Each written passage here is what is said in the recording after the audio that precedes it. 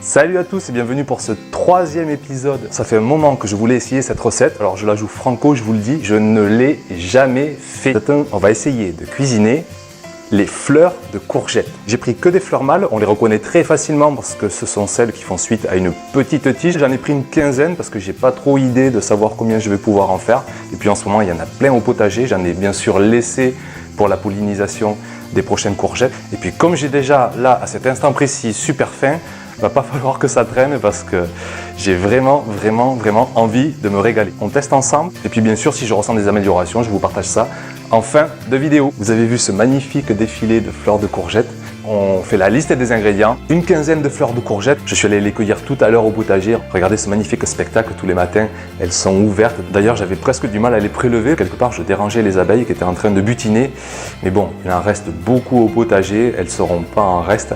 Je me suis permis d'en prendre quelques-unes pour moi. Un citron, idéalement bien sûr prenez un citron bio. On prendra 60 g de chapelure. J'adore la chapelure, que ce soit pour paner, que ce soit pour mettre à l'intérieur des préparations. 250 g de ricotta. Alors 250 g c'est bien parce que ça correspond souvent au conditionnement que vous pouvez trouver dans le commerce. C'est un fromage à la base originaire d'Italie, issu de lait de brebis, voire même de bufflone. Aujourd'hui, on trouve de la ricotta venant de toute l'Italie, voire même d'autres pays, et avec d'autres laits, notamment le lait de vache. Dans l'idéal, essayez de prendre une véritable ricotta d'Italie au lait de bufflone ou de brebis, et vous aurez encore plus de goût dans votre recette.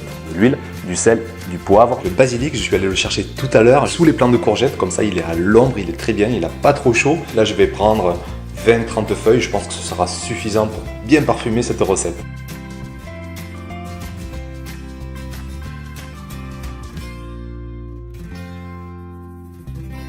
Dans un premier temps, il est important de bien nettoyer les courgettes. Vous voyez que je vais essayer de vous montrer, mais moi par exemple, j'ai des petites fourmis qui se baladent là. Donc toujours les nettoyer à l'eau, mais très délicatement pour ne pas trop les abîmer. Pensez aussi à enlever le pistil des fleurs.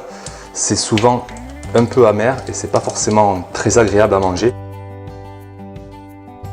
Et maintenant, on passe à notre appareil à ricotta. C'est parti, on va mélanger la ricotta. Vous la mettez entière dans le saladier. Vous pouvez mettre 2 bonnes cuillères à soupe de chapelure dans le saladier. On s'occupe du basilic, il est tout frais, il vient du potager, il dégage une odeur. Ah, c'est fabuleux quoi, hein. C'est un parfum à lui tout seul. C'est vraiment impressionnant. Et puis ça n'a vraiment rien à voir avec les aromates qu'on peut trouver dans le commerce. C'est une puissance d'odeur qui envoie. Donc on le cisèle bien tout petit comme il faut.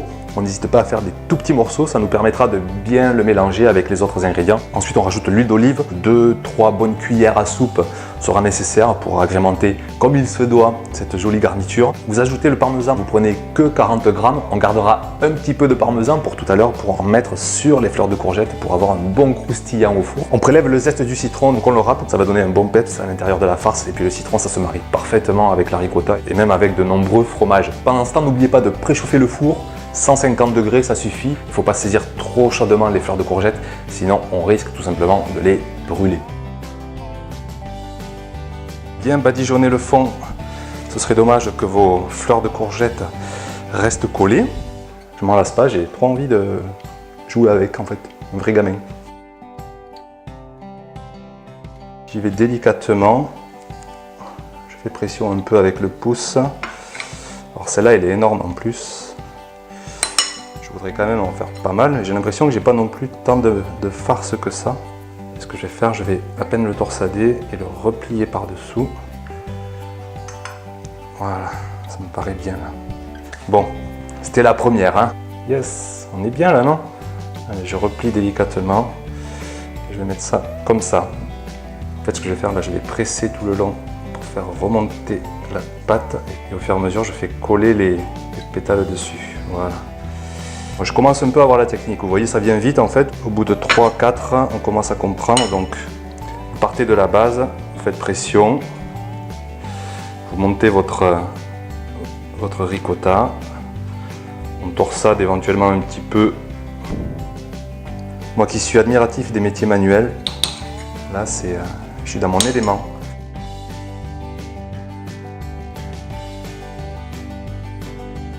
Les courgettes sont bien farcies.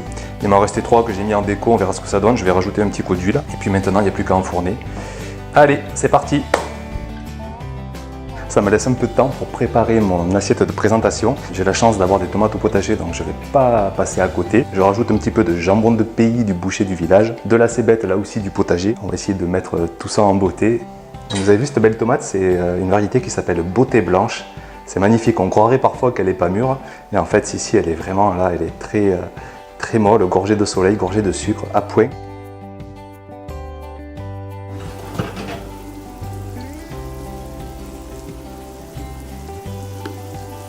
Regardez, comme ça a l'air appétissant. Alors par contre là, j'ai pas envie de les manger, en plus il fait super chaud, il fait 35 degrés. J'ai pas envie de les manger chaudes, je vais prendre le temps de les laisser refroidir.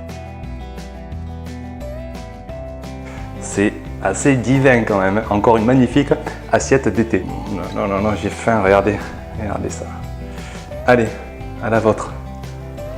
Là c'est quand même divinement bon.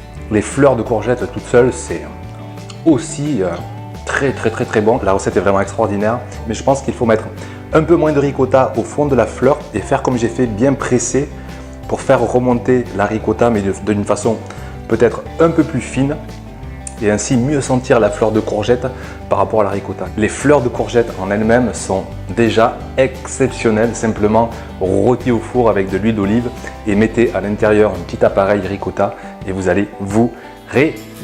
Je vous remercie pour tous vos commentaires, ils ont été encore plus nombreux sur la dernière vidéo. Essayez la recette. Vous pouvez trouver des fleurs aussi chez votre maraîcher, même dans les supermarchés. Il y a des cagettes souvent de fleurs de courgettes du jour. De toute façon, c'est obligé que ce soit du jour parce que la fleur de courgette n'a aucune durée de vie. Je vous dis à très bientôt pour une prochaine recette d'été. Bye bye!